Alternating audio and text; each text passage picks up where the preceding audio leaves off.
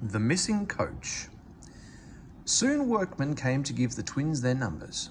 Donald was 9 and Douglas 10. When the men went away, they were left alone in the shed. "You may have noticed, Dougie, that yon painters forgot something." "What did they forget?" "They painted brand new numbers on our tenders, but they put none on us."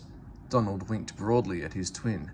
"You mean," grinned Douglas, "that we can—" "Just that," chuckled Donald. "Hold your wrist, he's the inspector." "Now 9 and 10, smiled the inspector. "Here's Duck. He'll show you round before you start work." The twins enjoyed themselves and were soon friends with Duck. They didn't mind what they did. They tackled goods trains and coaches easily. For once the twins had shunted them, trucks knew better than to try any tricks. "We like it fine here," said Donald. "That's good," smiled Duck, "but take my tip. Watch out for Gordon, Henry and James. They're sure to try some nonsense." "Dinna fuss yourself," chuckled Douglas. "We'll soon settle them." Donald and Douglas had deep-toned whistles. "They sound like buses," said Gordon. "Or ships," sniggered Henry. "Tugboat Annie," laughed Gordon. "Ha ha!" Donald and Douglas cruised quietly, one up on each side. "You would not be making fun of us, would you now?" asked Donald. Gordon and Henry jumped. They glanced nervously from side to side. No," said Gordon. No, certainly not," said Henry. "That's fine," said Douglas. "Now just mind the both of you and keep it that way." That was the way Gordon and Henry kept it. Every day, punctually at 3:30, Gordon steams in with the express. It is called the Wild Nor'Wester and is full of people from England, Wales and Scotland. There is also a special coach for passengers travelling to places on Thomas's branch line.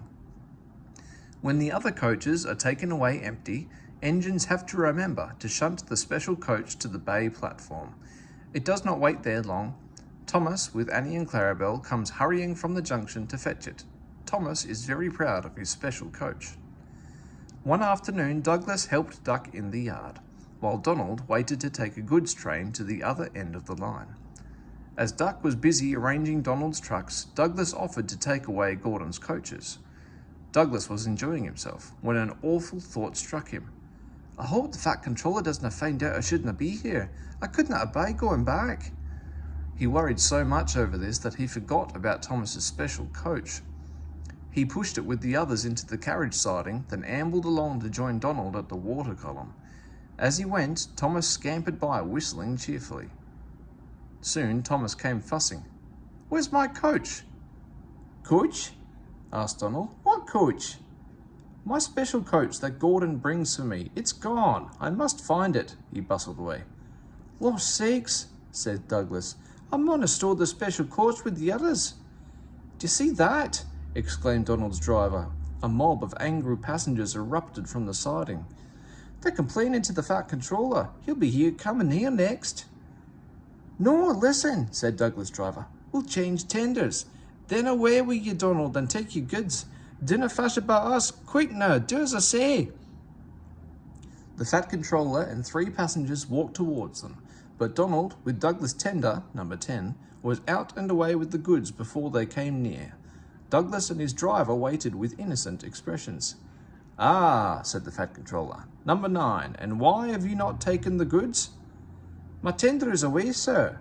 The driver showed him the tender, still uncoupled. "I see, some defect, no doubt. Tell me, why did number 10 leave so quickly?" "Maybe, sir," put in Douglas, "he saw you coming, thought he was late." Said the Fat Controller. He turned to the passengers. "Here, gentlemen, are the facts. Number 10 has been shunting the yard. Your coach disappeared. We investigate. Number 10 disappears too. You can draw your conclusions. Please accept my apologies. The matter will be investigated. Good afternoon, gentlemen." The Fat Controller watched them till they climbed the station ramp. His shoulders twitched. He wiped his eyes. Douglas wondered if he was crying. He was not. He swung round suddenly. "Douglas," he rapped, "why are you masquerading with Donald's tender?"